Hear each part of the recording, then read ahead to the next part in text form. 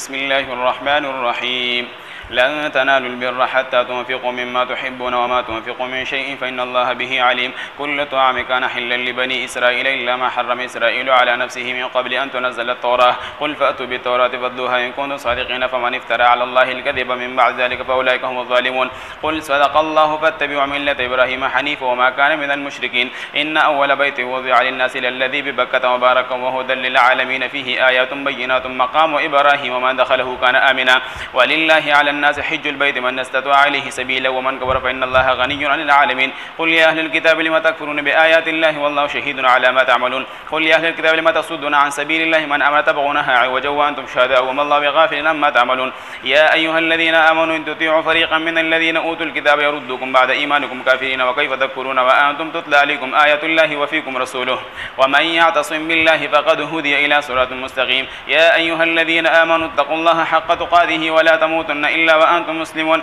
واعتصموا بحبل الله جميعا ولا تفرقوا واذكروا نعمة الله عليكم إذ كنتم أعداء فألف بين قلوبكم فأصبحتم بنعمته إخوانا وكنتم على شفا حفرة من النار فأنقذكم منها كذلك يبين الله لكم آياته لعلكم تهتدون ولتكن منكم أمة يدعون إلى الخير ويأمرون بالمعروف وينهون عن المنكر أولئك هم المفلحون ولا تكونوا كالذين تفرقوا واختلفوا من بعد ما جاءهم البينات وأولئك لهم عذاب عظيم يوم تبيض وجوه وتسود وجوه فأما الذين اسودت وجوههم أكفرتم بعد إيمانكم فذوقوا العذاب بما كنتم تكفرون وأما الذين ابيضت وجوههم ففي رحمة الله هم فيها خالدون تلك آيات الله نتلوها عليك بالحق وما الله يريد ظلما للعالمين ولله ما في السماوات وما في الأرض وإلى الله ترجع الأمور كنتم خير أمة أخرجت للناس تأمرون بالمعروف وتنهون عن المنكر وتؤمنون بالله ولو آمن أهل الكتاب لكان خيرا لهم منهم المؤمنون وأكثرهم الفاسقون لن يضروكم إلا أذى وإن يقاتلوكم يولوكم الأدبار ثم لا ينصرون ضربت عليهم الذلة أينما ثقفوا إلا بحبل من الله وحبل من الناس وباءوا بغضب من الله وضربت عليهم المسكنة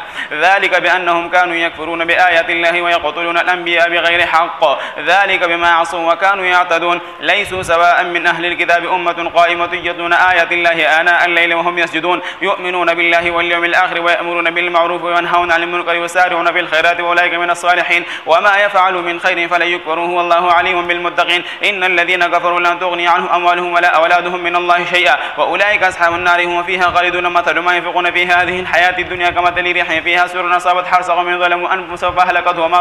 وما ظلمهم الله ولكن أنفسهم يظلمون يا أيها الذين آمنوا لا تتخذوا بطانة من دونكم لا يألونكم خبالا ودوا ما عنتم قد بدت البغضاء من أفواههم وما تخفي صدورهم أكبر قد بينا لكم الآيات إن كنتم تعقلون ها أنتم أولئك تحبونهم ولا يحبونكم وتؤمنون بالكتاب كله وإذا لقوكم قالوا آمنا وإذا خلوا عضوا عليكم الأنامل من الغيظ قل موتوا بغيظكم إن الله عليم بذات الصدور إن تمسسكم حسنة تسؤهم وإن تصبكم سيئة يفرحوا بها وإن تصبروا وتتقوا لا يضركم كيدهم شيئا إن الله بما يعملون محيط وإذ غدوت من أهلك تبوئ المؤمنين مقاعد للقتال والله سميع عليم إذ هم طائفتان منكم أن تفشلا والله وليهما وعلى الله فليتوكل المؤمنون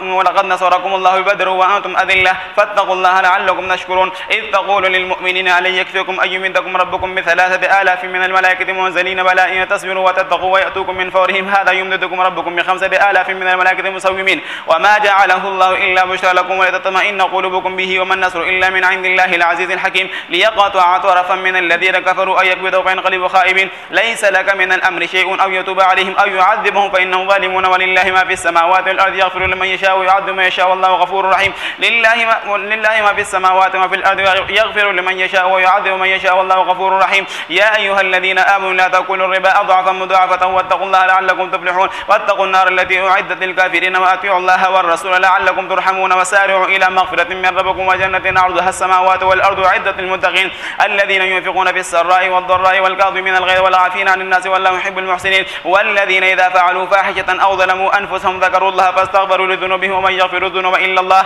ولم يصروا على ما فعلوا وهم يعلمون أولئك جزاؤهم مغفرة من ربهم وجنات تجري من تحتها الأنهار خالدين فيها ونعم أجر العاملين قد خلت من قبلكم سنن فسيروا في الأرض فانظروا كيف كان عاقبة المكذبين هذا بيان للناس وهدى وموعظة للمتقين ولا تهنوا ولا تحزنوا وأنتم الأعلون إن كنتم مؤمنين إن يمسسكم قرح فقد مس القوم قرح مثله وتلك الأيام نداولها بين الناس وليعلم الله الذين آمنوا ويتخذ منكم شهداء والله لا يحب الظالمين وليمحص الله الذين آمنوا ويمحق الكافرين أم حسبتم أن تدخلوا الجنة ولما يعلم الله الذين جاهدوا منكم ويعلم الصابرين ولقد كنتم تمنون الموت من قبل أن تلقوه فقد رأيتموه وأنتم تنظرون وما محمد إلا رسول قد خلت من قبله الرسل أفإن مات أو قتل انقلبتم على أعقابكم أن ينقلب على عقبيه فلن يضر الله شيئا وسيجزي الله الشاكرين وما كان النفس أن تموت إلا بإذن الله كتابا مؤجلا ومن يريد ثواب الدنيا نؤته منها ومن يريد ثواب الآخرة نؤته منها وسنجزي الشاكرين وكأي من نبي قاتل معه ربيون كثير فما وهنوا لما أصابهم في سبيل الله وما ضعفوا وما استكانوا والله يحب الصابرين وما كان قولهم إلا قالوا ربنا اغفر لنا ذنوبنا وإسرافنا في أمرنا وثبت أقدامنا وانصرنا على القوم الكافرين فآتاهم الله ثواب الدنيا وحسن ثواب الآخرة والله يحب المحسنين يا أيها الذين آمنوا إن تطيعوا الذين كفروا يردكم على أعقابكم فتنقلبوا خاسرين بل الله مولاكم وهو خير الناصرين سنلقي في قلوب الذين كفروا الرعب بما أشركوا بالله ما لم ينزل به سلطانا ومأواهم النار بئس مثوى الظالمين ولقد صدقكم الله وعده يستحسنهم بإذنه حتى إذا فشلتم وتنازعتم في الأمر وعصيتم من بعد ما أراكم ما تحبون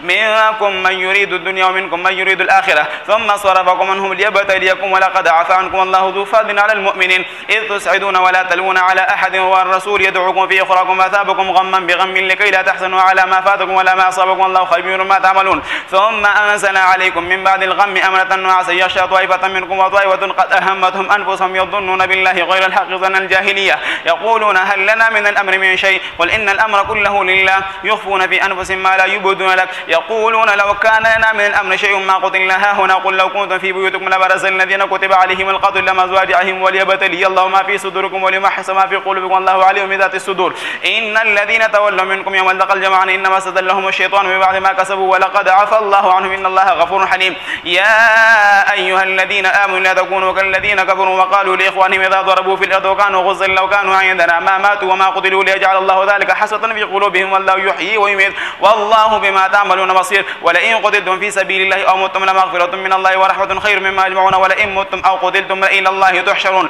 فبما رحمة من الله لنت لهم ولو كنت فظا غليظ القلب لانفضوا من حولك فاعف عنهم واستغفر لهم وشاورهم في الأمر فإذا عزمت فتوكل على الله إن الله يحب المتوكلين إن ينصركم الله فلا غالب لكم وإن يخذلكم من ذا الذي ينصركم من بعده وعلى الله فليتوكل المؤمنون وما كان لنبي أن يغل ومن يغل يأت ما غل يوم القيامة ثم توفى كل نفس ما كسبت وهم لا يظلمون أفمن اتبع رضوان الله كمن باء بسخط من الله ومأواه جهنم وبئس المصير وهم درجات عند الله والله بصير بما يعملون لقد من الله على المؤمنين إذ بعث فيهم رسولا من أنفسهم يتلو عليهم آياته ويزكيهم ويعلمهم الكتاب والحكمة وإن كانوا من قبل لفي ضلال مبين أولما أصابتكم مصيبة قد أصبتم مثلها قلتم أن هذا قل هو من عند أنفسكم إن الله على كل شيء قدير وما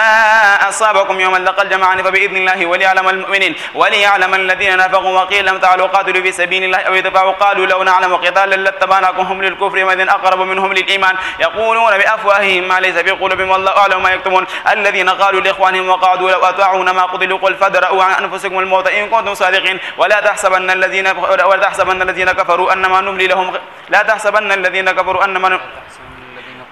ولا تحسبن الذين قتلوا في سبيل الله أمواتا بل أحياء عند ربهم يرزقون فرحين بما آتاهم الله من فضله ويستبشرون بالذين لم يلحقوا بهم من خلفهم ألا خوف عليهم ولا هم يحزنون يستبشرون بنعمة من الله وفضل وأن الله لا يضيع أجر المؤمنين الذين استجابوا لله والرسول من بعد ما أصابهم القرح للذين أحسنوا منهم واتقوا أجر عظيم الذين قال لهم الناس إن الناس قد جمعوا لكم فاخشوهم فزادهم إيمانا وقالوا حسبنا الله ونعم الوكيل فانقلبوا بنعمة من الله وفضل لم يمسسهم سوء واتبعوا رضوان الله والله ذو فضل عظيم إنما ذلكم الشيطان يخوف أولياءه ولا تخافوه وخافون إن كنتم مؤمنين ولا يحزنك الذين يسارعون في الكفر إنهم لن يضروا الله شيئا يريد الله ألا يجعل لهم حظا في الآخرة ولهم عذاب عظيم إن الذين اشتروا الكفر بالإيمان لن يضروا الله شيئا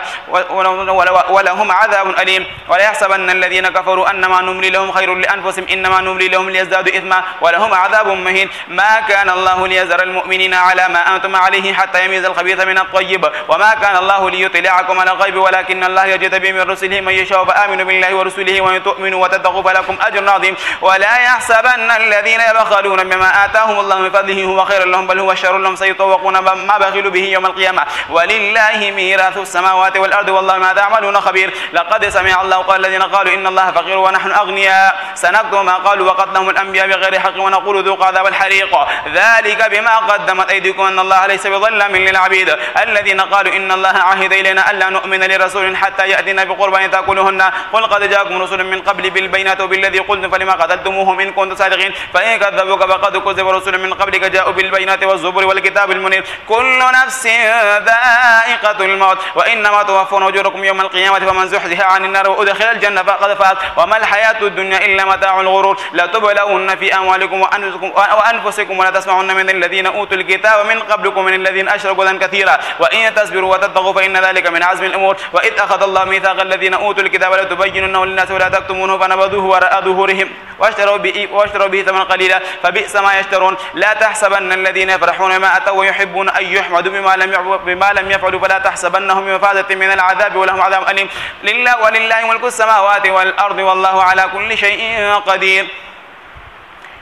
إن في خلق السماوات والأرض واختلاف الليل والنهار لآيات لأولي الألباب الذين يذكرون الله قياما وقعودا وعلى جنوبهم ويتفكرون في خلق السماوات والأرض ربنا ما خلقت هذا باطلا سبحانك فقنا عذاب النار ربنا إنك من تدخل النار فقد أخزيته وما للظالمين من أنصار ربنا إننا سمعنا مناديا ينادي للإيمان أن آمنوا بربكم فآمنا ربنا فاغفر لنا ذنوبنا وكفر عنا سيئاتنا وتوفنا مع الأبرار ربنا وآتنا ما وعدتنا على رسلك ولا تخزنا يوم القيامة إنك لا تخلف الميعاد فاستجاب لهم ربهم أني لا أضيع عمل عامل منكم من ذكر أو أنثى بعضكم من بعض فالذين هاجروا وأخرجوا من ديارهم وأوذوا في سبيلي وقاتلوا وقتلوا لأكفرن عنهم سيئاتهم ولأدخلنهم جنات تجري من تحتها الأنهار ثوابا من عند الله والله عنده حسن الثواب لا يغرنك تقلب الذين كفروا في البلاد متاع قليل ثم مأوى جهنم بئس المهاد لكن الذين اتقوا ربهم لهم جنات تجري من تحتها الأنهار خالدين فيها نزلا من عند الله وما عند الله خير للأبرار وإن من أهل الكتاب لمن يؤمن بالله وما أنزل إليكم وما أنزل إليهم خاشعين لله لا يشترون بآيات الله ثمنا قليلا أولئك لهم أجر عند ربهم إن الله سريع الحساب يا أيها الذين آمنوا اصبروا وصابروا ورابطوا واتقوا الله لعلكم تفلحون يا أيها الناس اتقوا ربكم الذي خلقكم من نفس واحدة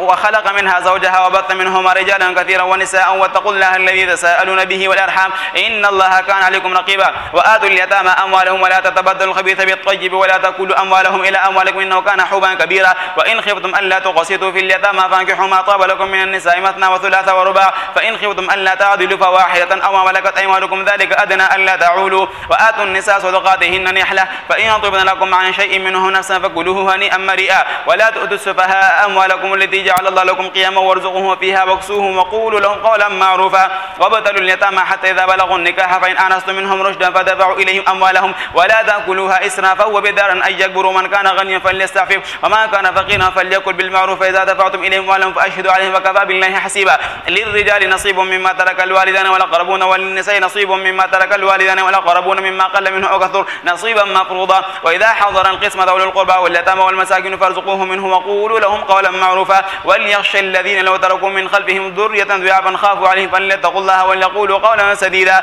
إن الذين يأكلون أموال اليتامى ظلما إنما يأكلون في بطونهم نارا وسيصلون سعيرا يوصيكم الله في أولادكم للذكر مثل حظ الأنثيين فإن كن نساء فوق اثنتين فلهن ثلث ما ترك وإن كانت واحدة فلها النصف ولأبويه لكل واحد منهما السدس مما ترك إن كان له ولد فإن لم يكن له ولد وورثه أبواه فلأمه الثلث فإن كان له إخوة فلأمه السدس من بعد وصية يوصي بها أو دين آباؤكم وأبناؤكم لا تدرون أيهم أقرب لكم نفعا فريضة من الله إن الله كان عليما حكيما ولكم نصف ما ترك أزواجكم إن لم يكن لهن ولد فإن كان لهن ولد فلكم الربع مما تركتم من بعد وصية يوصين بها أو دين ولهن الربع مما تركتم إن لم يكن لكم ولد فإن كان لكم ولد فلهن الثمن مما تركتم من بعد وصية توصون بها أو دين وإن كان رجل يورث كلالة أو امرأة وله أخ أو أخت فلكل واحد منهما سدس فإن كانوا أكثر من ذلك فهم شركاء في الثلث من بعد وصية يوصى بها أو دين غير مضار وصية من الله والله عليم حليم. تلك حدود الله ومن يطع الله ورسوله يدخله جنات تجري من تحتها الأنهار خالدين فيها وذلك الفوز العظيم. ومن يعص الله ورسوله ويتعدى حدوده يدخله نارا خالدين فيها وله عذاب مهين. واللاتي يأتين الفاحشة من نسائكم فاستشهدوا عليهن 4 منكم فإن شهدوا فامسكوهن في البيوت حتى يتوفاهن الموت أو يجعل الله لهن سبيلا. واللذان يأتيان منكم فآذوهما فإن تابا وأصلحا فأعرضوا عنهما إن الله كان توابا رحيما.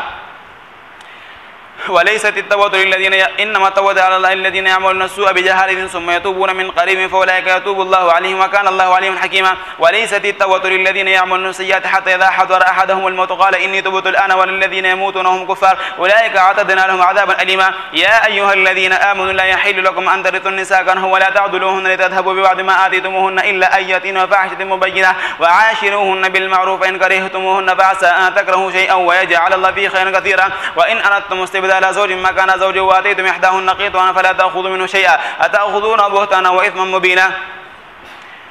ولا تنكحوا ما نكح آباؤكم من النساء إلا ما قد سلف إنه كان فاحشة ومقتا وساء سبيلا. حرمت عليكم أمهاتكم وبناتكم وأخواتكم وعماتكم وخالاتكم وبنات الأخ وبنات الأخت أمهاتكم اللاتي أرضعنكم وأخواتكم من الرضاعة وأمهات نسائكم وربائبكم اللاتي في حجوركم من نسائكم اللاتي دخلتم بهن فإن لم تكونوا دخلتم بهن فلا جناح عليكم وحلائل أبنائكم الذين من أصلابكم وأن تجمعوا بين الأختين إلا ما قد سلف إن الله كان غفورا رحيما.